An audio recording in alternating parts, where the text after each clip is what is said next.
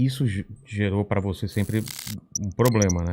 Porque parece que a cota racial é uma coisa que, se você é negro, você tem que ser a favor. Exatamente. Não há a menor possibilidade nem discussão, né, sobre isso. Eu acho que tem dois problemas aí, né? O primeiro é que essa foi uma bandeira, assim, histórica do movimento negro para corrigir o que aconteceu na abolição da escravidão, porque você tinha vários escravos analfabetos e, enfim, não estavam acostumados com a relação trabalhista no mundo capitalista, e aí eles foram libertos do nada e ficaram sem amparo, né? Foram jogados na periferia.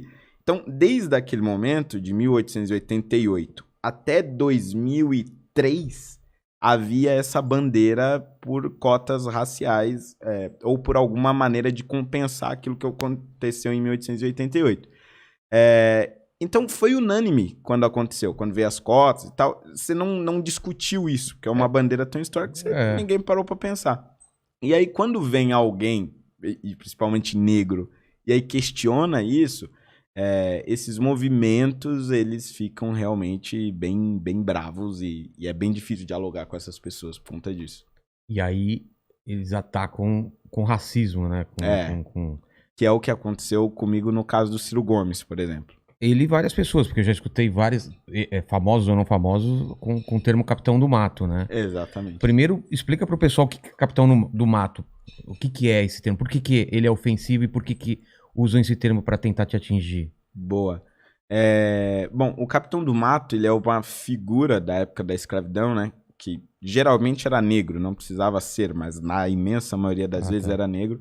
Era o escravo que ele era mais próximo do dono e inimigo dos outros escravos. Isso é, alguém que tentava renegar a sua cor, a sua raça, e tentava se aproximar dos brancos agindo como eles.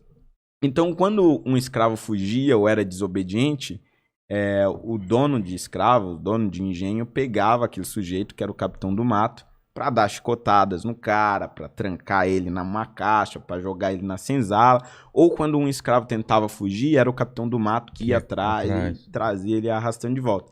Então ele é uma espécie de traidor. E era um escravo, um negro usado para trair os negros. Então é ofensivo e é racista porque tem essa conotação histórica, racial, e é ofensivo porque é como se dissesse que eu renego a minha cor ou que eu não gosto de ser negro. Né? Ou que você tá tomando essas posições para agradar os brancos. Exatamente. Inclusive, algumas vezes me falam que eu sou... que eu gosto de lamber botas de brancos e etc.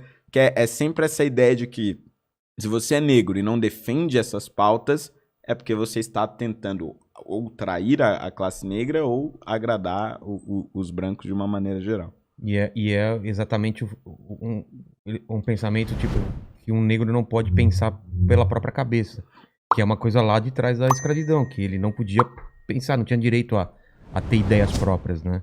E parece que é isso de novo, né? Uma coisa que o Paulo Cruz fala muito, né? Ele fala da senzala ideológica e eu peguei esse termo também.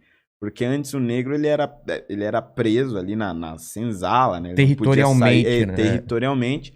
E também essa prisão territorial também era uma prisão mental, porque como ele não conhecia o mundo, ele ficava preso ali. Ele era restrito àquilo que ele via e... Exatamente. A abolição trouxe a liberdade territorial, mas de alguma maneira esses movimentos eles tentam continuar com a prisão mental, que é essa prisão ideológica, do tipo, você só pode pensar esse grupo de ideias, só pode defender esses E o grupo assim fala, cara, tamo com você. Tá, mas eu quero isso. Não. Aí você é traidor do movimento. Parece que tamo todo mundo junto, desde que você pense igual, né?